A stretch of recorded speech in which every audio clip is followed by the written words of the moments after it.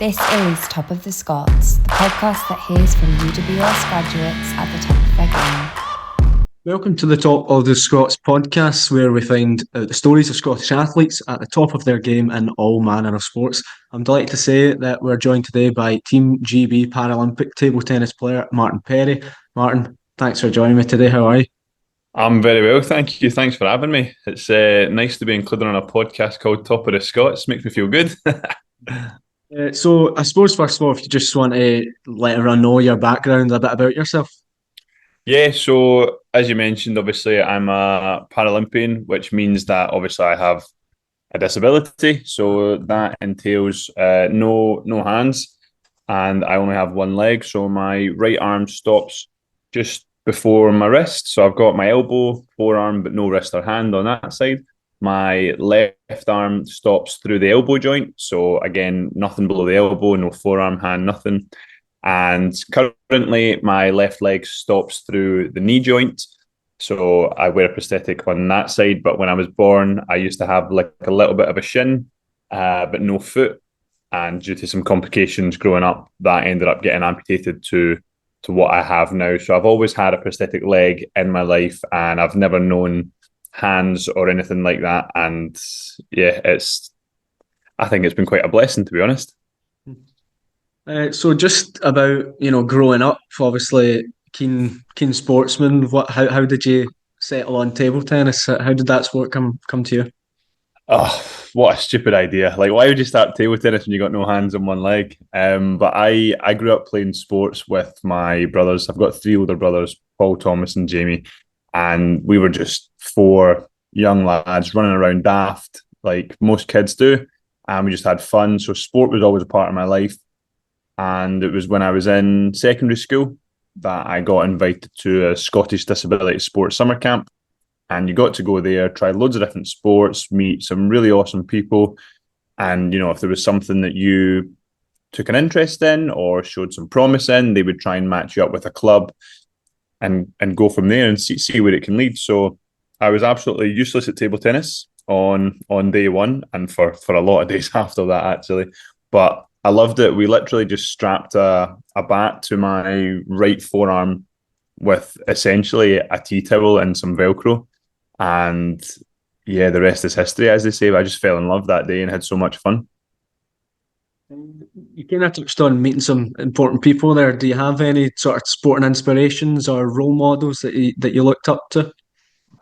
I think definitely from the day that I started playing table tennis, the guy that runs Drumchapel Table Tennis Club in Glasgow is Terry McClernand, MBE, and he thoroughly deserves that MBE because the amount of work he does in and around the community is incredible. And on that very first day, he came up to me and he was like, "You having fun?" I was like, "Yeah, this is amazing. I'd never even heard of table tennis." And he's like, "Great, you're going to come to my club." Like, didn't give me a choice, just like told me you're coming. And I was like, "All right, cool, I'll try it out." So he had arranged for me to help get transport because I was living in Paisley at the time. Parents couldn't drive, and he just saw how much I loved playing table tennis and the amount of freedom that it gave me that he arranged transport for me to get to and from the club in Drumchapel. And yeah, he's done so much for me that, yeah, I definitely looked up to him in the early stages of my career and still do, like the way he coaches all the kids in the local community. And he has this rapport with them that's just unmatched. It's amazing to see. So the amount of respect that he's got in the wider community within Glasgow, but also the table tennis community worldwide. I go to competitions all over the world, and as soon as people hear the Scottish accent, they're like, "Oh, you must know Terry." I'm like, I can't escape this guy. So yeah, he's a big motivator for me. So how did your career transition, from youth level, just taking up to sport, to now being a member of Team GB? How did that all sort of come around? Yeah, it was just like a sort of snowball effect, really. Like, I was very fortunate that at Drumchapel Table Tennis Club, they're, incredibly inclusive. There is no para players and able-bodied players. It's just everyone plays everyone. So that was great for my development.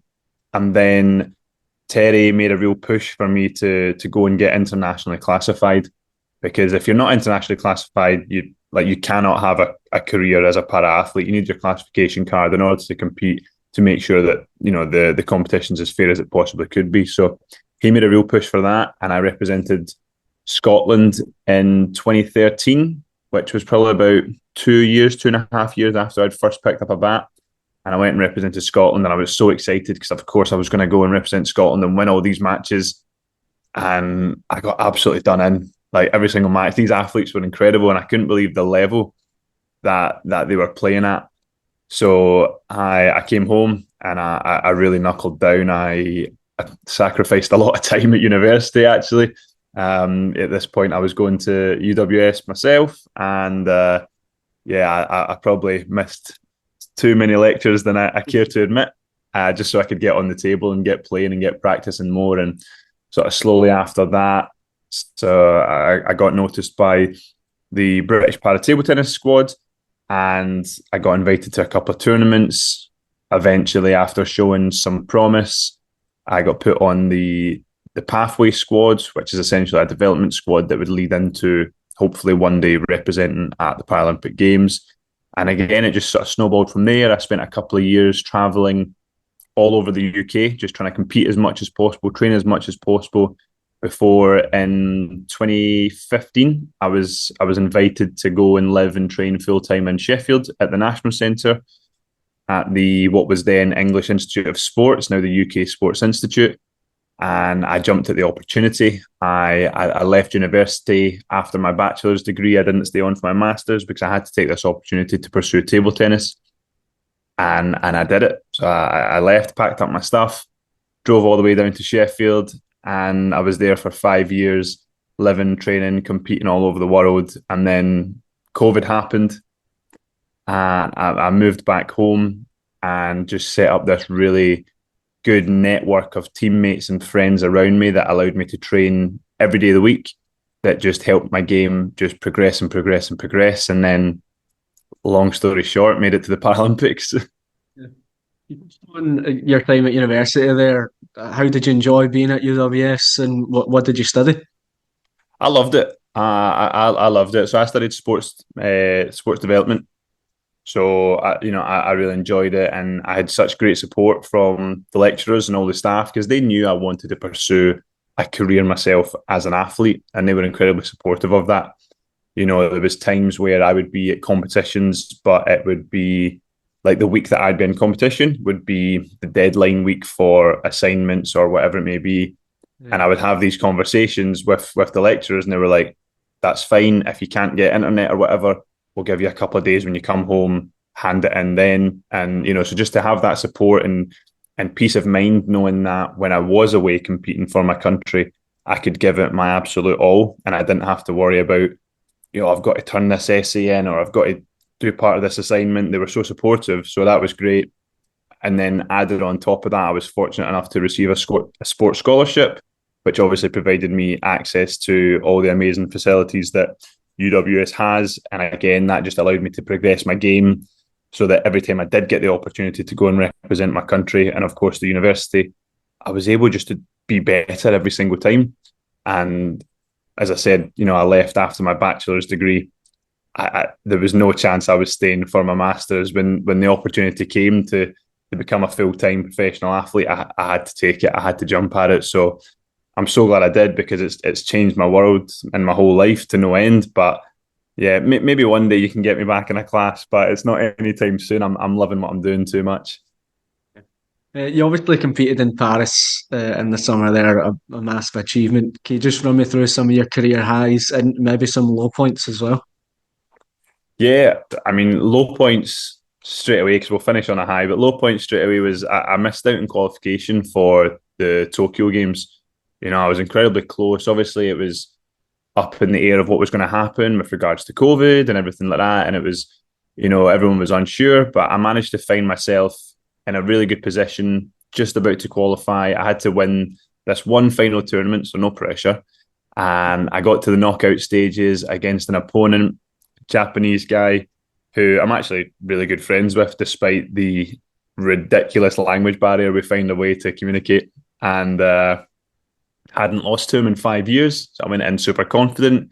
I went up 2-0 in sets, and of course I ended up losing 3-2, and I just bawled my eyes out. I thought my Paralympic dream was over, because at that time I was 27, I didn't know, is the team going to put faith in me? Because at 27, I felt old. I feel old now at 30, but I felt really old. I felt like they were not going to give me the faith to have another cycle in me to try and go for the next games, and thankfully they did. So the following year after that heartbreak of losing out on a place at the Paralympic Games, I managed to find myself being very, very fortunate and being awarded a wild card for the World Championships in Spain in 2022. And I went there with no expectations. It was the first time I was going to be at a World Championships for singles. So I just thought, let's just go and have fun with it. And ever since that World Championships in Spain, my performances have just went up and up and up. And I think it's because I went into that experience with no expectations and I just wanted to enjoy myself. So I found myself coming back home with a third place finish at the World Championships. And I wasn't even in top 10 in the world at this point.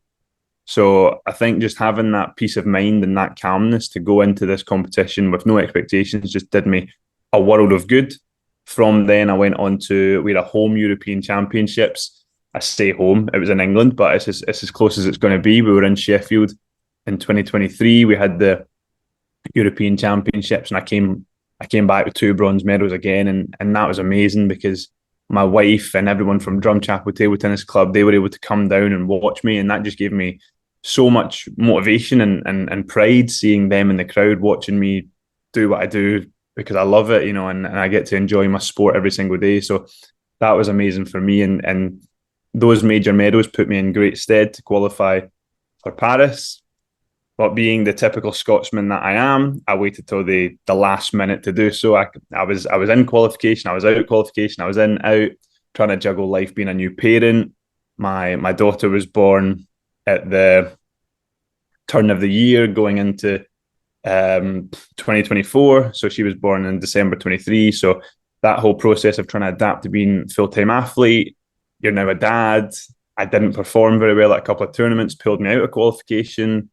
I just needed a good night's sleep, to be honest. But eventually I managed to qualify. In the end, I qualified really comfortably for the Paralympic Games in Paris. And just, wow, that has to be the highlight of my career. Despite not getting a medal, it was the most wonderful 3 weeks of my sporting career. Just from start to finish, the whole experience was just truly amazing. And that has given me so much motivation to go again for the next 4 years, 3 years now, to LA and hopefully beyond.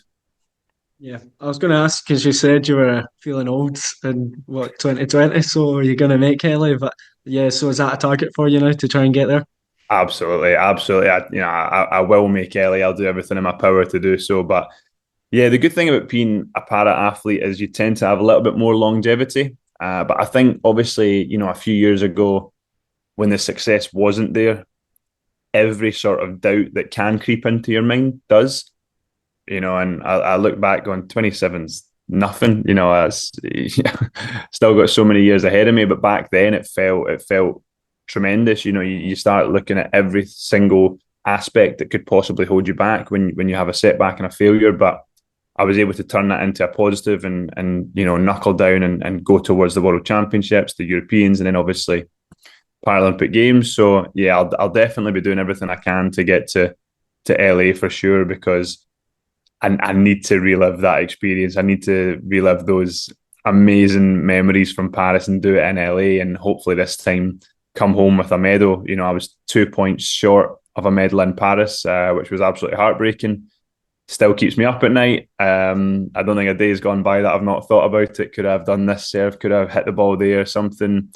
But the whole experience was just amazing. We were so well looked after, and it was such a wonderful time. Yeah, I read online you do some volunteer work for the Drumchapel Club. Is that something that you enjoy? Do you want to maybe go into coaching later on in your career? I think it's definitely a possibility. It's something that I do enjoy. We've got a great bunch of kids throughout the club in Drumchapel. They're fantastic. We go around all the primary schools and just poach all the kids, make sure they don't go to football or don't go to rugby or basketball. We do everything within our powers to try and get them to table tennis, because we're a minority sport. We need players. So we do our best to get all these kids into our club. and we keep the fees really, really low, super cheap, and they can play as much or as little as they want. It's amazing. So I love going in and helping out with the kids whenever I can. And, you know, you never know when you could be practicing with the next Scottish champion. And that's incredible. I think coaching is definitely off the books at the moment. I am a level 2 qualified coach. We have 4 levels for table tennis in the UK, but it's something that I can't even think about at this moment in time. I'm too focused on my own career and my own goals that I want to achieve. But yeah, maybe one day. But I think my wife would maybe have other words if I hang up the bat and then start coaching table tennis. I'm sure she's probably had enough of it. Yeah. I was just going to ask you if you could say to someone who maybe has grown up with a disability, what would you say to them to get them involved in table tennis or another sport? Just give it a go. Like I've competed all over the world playing table tennis. I've got no hands. I've got one leg. Like that would never seem possible. I didn't think that was going to be possible for me as a kid growing up. I remember growing up and having no idea what I was going to do with myself when I left school, when I left university. And a lot of kids are in that position whether they have a disability or not. But when you have a disability, there is these doubts and fears in the back of your mind that, like, what if my disability is going to hold me back in life? And mine certainly hasn't. If anything, my disability has been very fortunate and it's opened up so many doors and avenues for me to pursue. And I'm now super privileged to say that I get to play a sport that I love every day and get paid to do so. Like, what an absolute privilege that is. So, yeah, get into sport, get active, and the world's your oyster. And then just something we always ask at the end of the podcast is there one regret so far from your career that you would change? You might have already touched on it, or you might have nothing that you would change. I would have definitely shaved my head earlier on. I I was made to be a bald man. I was competing at the weekend there on Saturday, and Table Tennis Scotland have got all these like archival banners and stuff that they put out when you're competing. And there's a photo of me, must be around like 2018, 2019, and I was clinging on to my hair of head for dear life. And my wife took one look at it and she was like, "What were you thinking back then?" I was like, "I know." So yeah, that's the only thing. I wish I had started shaving my head a little bit younger because I didn't suit having hair, and I definitely like being bald. With regards to career though, like there's no regrets. The wins teach you so many lessons and how to improve and how to keep going. But when you lose, when you get kicked down, when you have a setback, you know, I wouldn't change those experiences. You know, they only make you stronger. They only make you analyze your game more as a professional and look at ways to get better. You know, as I said, I think every day about the final 2 points in Paris, where I could have been not just a Paralympian, but joined a very elite group of athletes and been a Paralympic medalist. And then you start thinking, well, if we'd secured that medal, could we have gone to the next round? Could we have won it? And all these things go around in your head. But the lessons that I've learned from that setback, that absolute heartbreak, is going to put me in good stead for the future, whether that's LA or you know, World Championships or European Championships in between. That's not to say you're guaranteed success in the future, but I'm guaranteed to have learned from those setbacks. So yeah, no regrets from me.